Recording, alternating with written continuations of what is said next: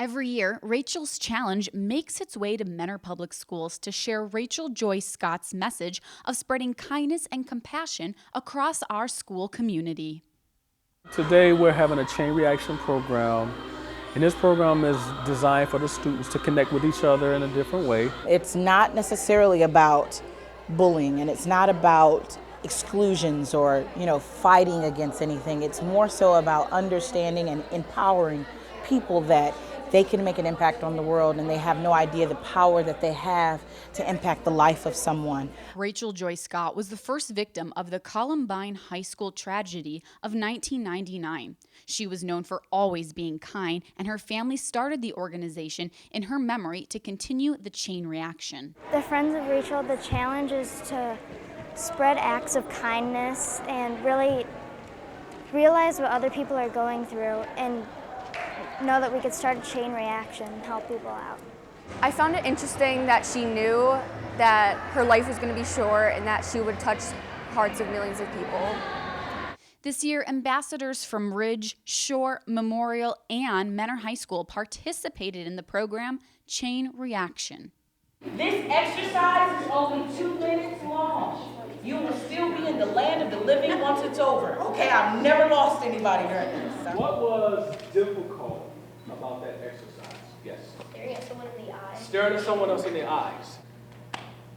This gesture right here is letting people know that, you know what, I hear what you're saying, and you're not alone.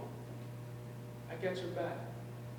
Throughout the day, students took part in different activities and discussions aimed at helping them get to know their classmates on a more personal level. We want them to, number one, after today, to feel like family.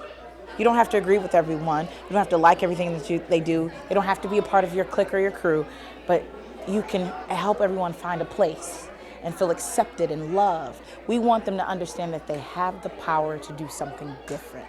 Some of the exercises that you heard them say, just the touch and talking to someone that they may not really know. So allowing other people to really get to know them, I think that can be somewhat difficult, but it's also rewarding because students begin to take off some of the masks that they may be wearing. And then now you feel like you have support from your classmates. In schools, there's a lot of different things that happen, that people don't know about. So when you're here, learning about it, hearing other people's stories, it makes you think about how much may actually be going on in your school, how blind you are to it. Some of the activities were fun, while others required honesty, compassion, and kindness, the ultimate goal of Rachel's Challenge. I like all the group activities. It shows how you have to work together and strategize, and it's not easy. It takes a lot of teamwork. What we do, the teaching segments, the games, they all build upon each other. And at the end of the day, we do something called Cross the Line, which is a very emotional time. My favorite part was probably crossing the line, because we know that we're not alone with seeing all the other people with us. Ultimately, the goal is for the message taught to be spread by each and every student who participated, to be the ambassadors of Rachel's Challenge. Anytime you get these kids together, they can do a lot of great things. We've seen it in the football field, in other academics or anything, so uniting them together on a common cause is pretty impressive. I hope that these kids take what they learned today about having compassion and showing kindness to other students because they don't know what other students are going through or what's happening in their everyday lives, and they take that outside of here and they show that compassion and that kindness to students in the hallway, from little acts of kindness to, befriending someone who maybe doesn't have any other friends. I'm going to try to see what other people are feeling so I could help them a bit more. I learned that you should always spread kindness throughout the world, no matter who they are or what you're doing, just spread kindness. If you see somebody in the hallway that's maybe having a bad day or just doesn't look too good, just go up to them and just say just talk to them and make them feel special and important and they matter. Actually, in my PE class, we just had the anti-bullying unit, and we just had kids write letters to other kids about encouraging them to be nice to others and tell them that they're special.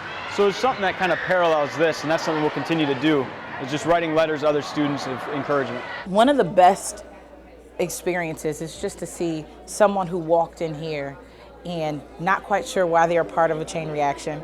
Probably they were recommended by a teacher, and they're quiet, they don't have anyone around them, they're not really interactive. And by the end of the day, they walk out and they're talkative and they have friends around them, and they leave out of here feeling more connected than when they walked in. And that's an amazing feeling for me because I can see the progression. It's a really good opportunity, and I'm really glad that I got to be a part of it.